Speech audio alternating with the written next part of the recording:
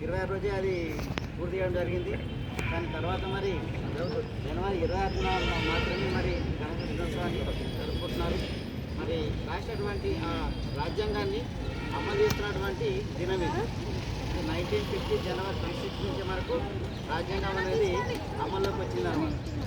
కాబట్టి మరి రాజ్యాంగంలో రచించినటువంటి చాలా విషయాలు మరి బాబాసాహెబ్ అంబేద్కర్ గారు మరి బడుగు బలహీన వర్గాలకు రిజర్వేషన్ కావచ్చు, మరి మరి మన దేశంలో నివసిస్తున్నటువంటి ప్రతి మానవునికి 18 సంవత్సరాలు నిండిన ప్రతి వ్యక్తికి ఓటు హక్కు కల్పించడం జరిగింది.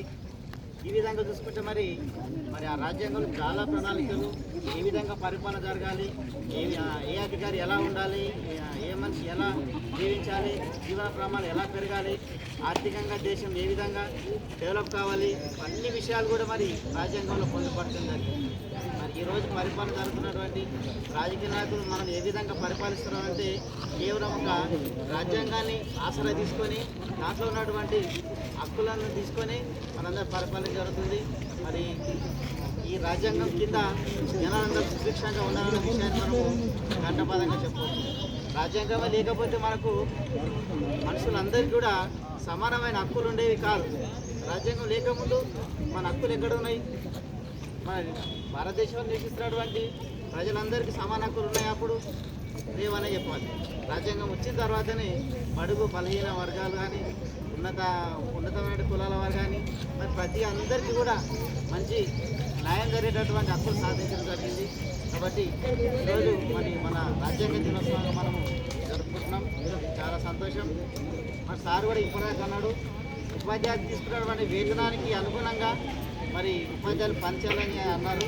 మరి నేను హామీ ఇస్తున్నాను సార్, మా ఉపాధ్యాయులు అందరూ కూడా సాయశక్తుల విద్యార్థుల అభివృద్ధి కోసం చాలా పాటు చేస్తూ మరి విద్యార్థుల డెవలప్ కోసం నిరంతరంగా కృషి చేస్తున్న విషయాన్ని మీకు తెలియజేస్తున్నాను సార్. ఎప్పుడు కూడా మరి విద్యార్థుల వారి యొక్క అభివృద్ధిని మనం తలుచుకుంటూ ఆన్లైన్ క్లాసులు అయినప్పటికీ కూడా మరి విద్యార్థులందరూ కూడా ఫోన్ చేయడం, వారు ఉన్నారా లేరా, వారు ఎక్కడ ఉన్నారు, ఊళ్ళలో ఉన్నా కానీ మీరు ఎక్కడున్నా సరే కానీ మీరు ఒక ఫోన్ కానీ టీవీ కానీ ఇంటి పెట్టుకొని క్లాసులు వినండి అని చెప్పి వారందరూ ఫోన్ చేసి కూడా చెప్పడం జరుగుతుంది. అదేవిధంగా మరి సార్ గారికి ఒక విన్నవించుకుంటున్నాను నేను.